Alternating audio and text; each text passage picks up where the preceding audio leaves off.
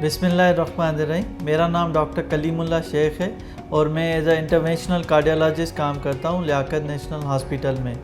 सारी दुनिया में कार्डियोवैस्कुलर डिजीज़ नंबर 1 काज है मॉर्बिडिटी और मॉर्टेलिटी का।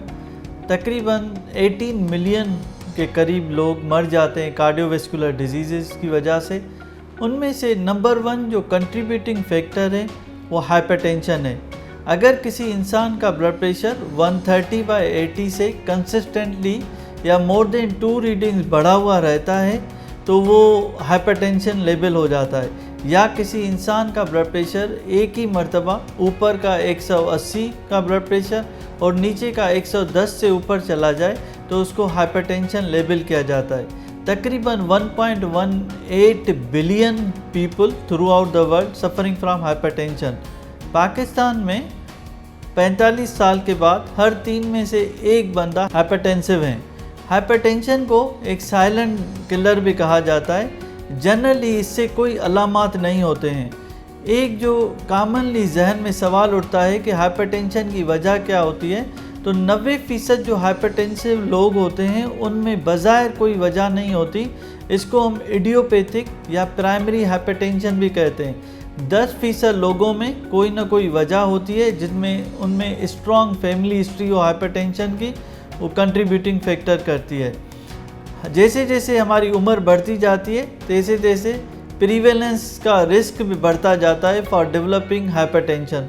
तो अगर किसी की उम्र 70 साल से ज़्यादा है तो 70% से ज़्यादा चांस है कि नेक्स्ट कपल ऑफ ईयर्स में वो हाइपरटेंसिव हो जाएं। इस बीमारी को तशखीस के 2 तरीके होते हैं। या तो आप ब्लड प्रेशर को चेक करें, घर पे चेक कर सकते हैं, या फिर एक सिंपल तरीका है जिसको एम्बुलेटरी बीपी मॉनिटरिंग भी कहते हैं।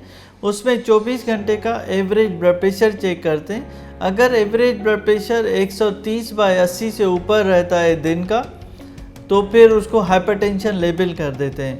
एक मर्तबा किसी को हाइपरटेंशन लेबल हो जाए तो उसको बकाया ज़िंदगी दवाइयाँ खानी पड़ती हैं। ये कोई ऐसी बीमारी नहीं है कि जो चंद दिनों का इलाज कर लें तो ये बीमारी ख़त्म हो जाए। जैसे मैंने कहा 2/3 से ज़्यादा लोग जो होते हैं उनको एक से ज़्यादा दवाई की ज़रूरत पड़ती है। दवाई के साथ साथ कुछ और भी इलाज है जिसको हम डेज थेरापी कहते हैं, dietary approach to stop hypertension, जिसमें रेगुलर एक्सरसाइजेज, उसके अलावा नमक का कम इस्तेमाल। अगर किसी का वज़न ज़्यादा है तो अपने वज़न को कम करें और सब्ज़ी फ्रूट ज़्यादा खाएं, गोश्त का मिक़दार कम करें और डेली, जैसे मैंने कहा, डेली एक्सरसाइज करें।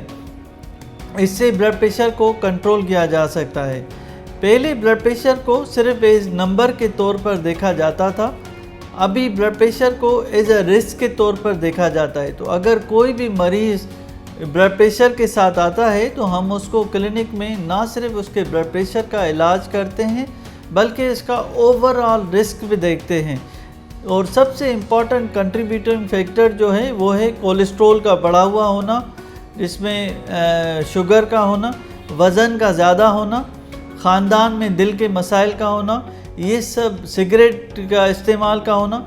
अगर जितने जितने रिस्क फैक्टर बढ़ते जाते हैं ओवरऑल रिस्क बढ़ता जाता है। तो ऐसे मरीज़ जो ब्लड प्रेशर के शिकार होते हैं जिनका रिस्क 7.5% से ज़्यादा होता है तो उनको कोलेस्ट्रॉल की दवाई भी ऐड कर देते हैं। और जिनका 20% से ज़्यादा रिस्क होता है और उम्र 50 साल से ज़्यादा होती है तो उनमें एस्पिरिन की गोली का भी रोल है, वो भी दे सकते हैं। तो इस तरह से ओवरऑल हम इनके रिस्क को कम करते हैं। तो ब्लड प्रेशर एक मर्तबा तशखीस हो जाए तो अपने डॉक्टर के साथ आप कंटिन्यूसली कंसल्टेशन में रहिए और दवाइयों के साथ साथ अपने तर्ज ज़िंदगी को चेंज करें। तो हम मुस्तकबिल में इससे जो ब्लड प्रेशर के जो नुकसान आते हैं, जिसमें दिल के मसाइल का होना, हार्ट अटैक का, फालिज का होना, गुर्दों के फेल्योर का होना या आँखों की बीनाई का जाना, इन सब को रोका जा सकता है।